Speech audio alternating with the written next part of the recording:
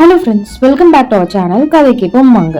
மகுடபதி 4ஆம் அத்தியாயம். கத்திக்குத்து. மச்சு படிக்கட்டுல ஏறி மேல் மாடி தளத்தை அடைஞ்சதும் மகுடபதி சுத்து முட்டும் பார்த்தான். ஒரு பெரிய ஹாலும் அதோடைய ஒரு புறத்து சுவரில் 2 வாசப்படிகளும் தெரிஞ்சுது. திறந்திருந்த வாசப்படி வழியா வெளியில பார்த்தா இருளடைஞ்ச ஒரு அறை மாதிரி தெரிஞ்சது. ஹாலோடைய மத்தியில ஒரு மேஜையும் அதை சுத்தி 4 நாற்காலிகளும் இருந்தது. ஒரு பக்கத்துடைய ஓரத்துல ஒரு பழைய சோஃபா கிடந்தது. தரையும் மேஜையும் நாற்காலிகளும் சோஃபாவும் புழுதி அடைஞ்சு கிடந்தது. சில இடங்கள்ல மட்டும் புழுதி கலைச்சிருந்தது. இதையெல்லாம் வச்சு பார்க்கும்போது ரொம்ப நாளாவே இங்க யாருமே குடுத்தனம் பண்ணாத மாதிரி தெரிஞ்சது. மேல இருந்த அழுக்கான மின்சார விளக்குகள்லாம் தொங்கிட்டு இருந்தது. இதையெல்லாம் ஏத்தி ரொம்ப நாள் ஆயிருக்கும்னு தோணுச்சு. கரண்டே எடுக்காத மாதிரி கூட இருந்தது. அதனாலதான் அரிக்கன் லாந்தரி விளக்கு எரிஞ்சிட்டு இருந்தது போல இருக்குதுன்னு மகுடபதி நினைச்சான். சோஃபா மேல ஹோட்டல்ல இருந்து வாங்கிட்டு வந்த பச்சனை பொட்டலங்கள் கடந்தது. கீழே ஒரு ட்ரங்க் பெட்டியும் கூஜாவும் கூட இருந்தது. கொஞ்ச தூரத்துல தரையில படுக்கிறதுக்காக சமுகாலம் கூட விரிச்சு கிடந்தது. இவ்வளவையும் மகுடபதி ஒரே நிமிஷத்துல பாத்துக்கிட்டான். ஓலக்கரையில பார்த்த பெண்ணா இருந்தா என்னத்துக்காக இப்படி குடியில்லாத வீட்டுல வந்து தனியா இருக்கணும் அப்படின்னு யோசிச்சுக்கிட்டு ஜன்னல் பக்கமா பார்த்தான். அதுவரையில அவனை பார்த்துட்டு இருந்த செந்தூரு சட்டுன்னு திரும்பி கிழவன் பக்கமா பாட்டா, சீக்கிரம் வந்திருக்கலாம் இல்லையா, அவங்க மறுபடி திரும்பி போறாங்க பாரு அப்படின்னு சொன்னான். பெரிய அண்ணன் ஜன்னல் வழியா போய் பார்த்தான். செந்தூரு சுட்டி காட்டின பக்கம் கூர்ந்து பார்த்தான். ஒன்னும் தெரியலையே அம்மா அப்படின்னு சொன்னான். உனக்கு ஏற்கனவே கண்ணு தெரியாது, இந்த இருட்டுல என்ன தெரிய போகுது, அதோ அந்த சந்து வழியா திரும்புறாங்க பாரு அப்படின்னு செந்தூரு சொன்னான். மகுடபதியும் ஜன்னலுக்கு கொஞ்சம் தூரத்துல நின்னபடியே உத்து பார்த்தான். அவனுக்கு ஒன்னும் தெரியல. அவங்க யார் தெரியுமா பாட்டா, பாக்குறதுக்கே பயமா இருந்தது. இவருக்கு மட்டும் கொஞ்சம் கூட பயம் இல்ல போல இருக்குதே அப்படின்னு சொல்லிக்கிட்டு செந்தூரு ஜன்னல் பக்கத்துல இருந்து திரும்பினான். தன்னை இவ கேலி செய்யறது கூட தெரியாம மகுடபதி நின்னுட்டு இருந்தான். அப்போ அவளுடைய முகத்துல தவழ்ந்த குறுகுறுப்பான புன்னகையும் விஷம கடைக்கண் பார்வையும் அப்படி அவனை மயக்கிடுச்சு. எல்லாரும் ஹாலோடைய நடுமத்திக்கு போனாங்க. செந்தூரு சம்காலத்துல உட்கார்ந்தான்.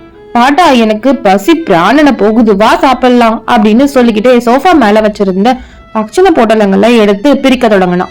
பிரசித்தி பெற்ற கோயம்புத்தூர் ஜிலேபிகளையும் ரவ தோசையும் பார்த்ததும் மகுடபதியோடைய நாக்கல்ல ஜலம் ஊத்துச்சு. பாவம், அவன் காலையில சாப்பிட்டதுதான். நிஜமாவே அவனுக்கு பசினால பிராணன் போயிட்டு இருந்தது. கேழவன் கூஜாவை கொண்டு போய் பக்கத்துல வச்சான். மகுடபதிய பார்த்தான். செந்தூரு மகுடபதிய கடைக்கண்ணால பாத்துக்கிட்டு, பாட்டா, உன் சிநேகிதருக்கு பயம் மட்டும்தான் இல்லையா, இல்ல பசியும் இல்லையா கேளு அப்படின்னு சொன்னான். ஒருவேளை நம்ம தொட்டதை அவர் சாப்பிடுவாரோ என்னமோ அப்படின்னு செந்தூரு சொன்னான்.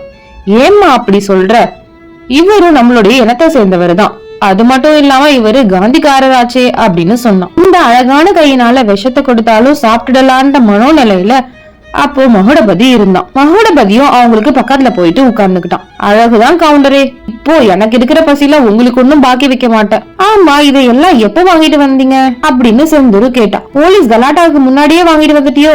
சாயங்காலம் தான், ஹோட்டல் எல்லாம் மூடிட்டாங்களே. அப்போ செந்தூருக்கு மறந்து போன விஷயம் திடீர்னு ஞாபகத்துக்கு வந்த மாதிரி திடுக்கிட்டு போன தோற்றத்தோட, பாட்டா, நீ போன காரியம் என்னாச்சு, சொல்லவே இல்லையே, கடுதாசியை கொடுத்தியா அப்படின்னு கேட்டா. நானும் மறந்துட்டேன் குழந்தை, பங்களாவை கண்டுபிடிச்ச, அவங்க ஊர்ல இல்லையா, வீட்டு வேலைக்கார மட்டும் இருந்தான் அப்படின்னு கிழவ சொன்னதும் செந்தூரு ஐயோ அப்படின்னு அலறினான். அவன் முகத்துல அது வரைக்கும் இருந்த குறுகுறுப்பும் புன்னகையும் மறைஞ்சிடுச்சு. அந்த முகத்துல இப்போ பீதியும் சொல்லறதுக்கு முடியாத அளவுக்கு கவலையும் தெரிஞ்சுது. இதை பார்த்ததும் மகுடபதி பயந்து போனான். கேழவன் தொடர்ந்து, நாளைக்கு அநேகமா வந்துடுவாங்களாம், வேலைக்காரங்கிட்ட கடிதத்தை கொடுத்துட்டு வந்திருக்க அப்படின்னு சொன்னான். நிச்சயமா நாளைக்கு வந்துடுவாங்களா அப்படின்னு செந்தூரு கேட்டான். நாளைக்கு வரதா சொல்லிட்டு போனாங்களாம், நிச்சயமா வருவாங்களா அப்படின்னு கேட்டதுக்கு அந்த நாய் அதுக்குள்ள குறைக்க ஆரம்பிச்சிடுச்சு. பேசாம நான் வந்துட்டேன் அப்படின்னு அந்த பாட்டா சொன்னான். ஐயோ பாட்டா, அவங்க நாளைக்காவது வராம போனா நான் என்ன பண்றது, இதை யோசிக்காம கிளம்பி வந்துட்டனே அப்படின்னு அழகுரல்ல செந்தூரு சொன்னான். அவ கண்ணுல கண்ணீர் தழும்புச்சு. நான் எத்தனையோ தடுத்து சொன்னேன், நீதான் கேட்கல குழந்தை, இருந்தாலும் பழனி ஆண்டவர் இருக்காரு, நீ வருத்தப்படாத அப்படின்னு கிழவன் சொன்னாரு. இவ்வளவு நேரம் பேசாம கேட்டுட்டு இருந்த மகுடபதிக்கு ஆவல அடக்க முடியல. பாட்டா, என்ன சமாச்சாரம், யாருக்கு கடுதாசி, எதுக்கு, என்கிட்ட சொல்லலாம்னா சொல்லு. இன்னைக்கு தினம் நீங்க எனக்கு அடைக்கலம் கொடுத்து என் உயிரை காப்பாத்துனீங்க, இது உண்மையான விஷயம். இதுக்காக நீங்க என்ன பயந்தவன்னு பரிகாசம் செஞ்சாலும் உண்மையை மறைக்கிறதுக்கு எனக்கு இஷ்டம் இல்ல அப்படின்னு சொல்லி செந்தூருவ கடைக்கண்ணால பார்த்தான். மறுபடியும் கிழவன் பக்கம் திரும்பி, என் உயிரை காப்பாத்தின உங்களுக்கு என்ன வேணாலும் செய்யறதுக்கு காத்துட்டு இருக்க அப்படின்னு மகுடபதி சொன்னான். அப்படி சொல்லும் போது உணர்ச்சி மிகுதினால அவனுடைய தொண்டை அடைச்சுது. அப்போ கிழவன் செந்துருவை ஏறிட்டு பார்த்து, குழந்தை இவர்கிட்ட சொல்லலாமா, உன் அபிப்பிராயம் என்ன அப்படின்ற கேள்வி அவனுடைய கண் பார்வையிலேயே தெரிஞ்சுது. செந்துரு உடனே, பாட்டா இவரை எனக்கு முன்பின் தெரியாது, உனக்கு நம்பிக்கை உள்ளவரா இருந்தனா சொல்லு அப்படின்னு சொன்னான். செந்துரு, இந்த தம்பிதான் என்ன மனுஷனாக்கனவரே, இதுக்கு முன்னாடி நான் வெறும் மிருகமா இருந்தேன். கோயம்புத்தூர் ஜில்லாவிலேயே என்ன மாதிரி குடிகாரம் கிடையாது. அந்த கர்ம காண்டத்தை விட்டோடையறதுக்கு வழி செஞ்சவரு இவருதான். ஒரு நாள் நான் நல்ல போதையில இருந்தப்போ இந்த பிள்ளைய என்கிட்ட வந்து புத்திமதி சொல்ல ஆரம்பிச்சாரு. என் இடுப்புல வச்சிருந்த கத்தி எடுத்து இவரை குத்திட்டேன். இவருடைய கை சட்டையை விளக்கிட்டு முழங்கை பக்கத்துல பார்த்தோம்னா அந்த காயம் இன்னமும் தெரியும். அப்படி சொல்லிக்கிட்டே பெரிய அண்ணன் மகுடபதியோடைய கையை பிடிச்சு சட்டையை மேல விளக்குனாரு. முழங்கைக்கு கீழே ஒரு பெரிய காயத்தோடைய வலு தெரிஞ்சுது. செந்துரு அதை பார்த்து பரிதாபத்தோட, ஐயோ நீயா இப்படி செஞ்சு அப்புறம் என்ன ஆச்சு அப்படின்னு கேட்டான்.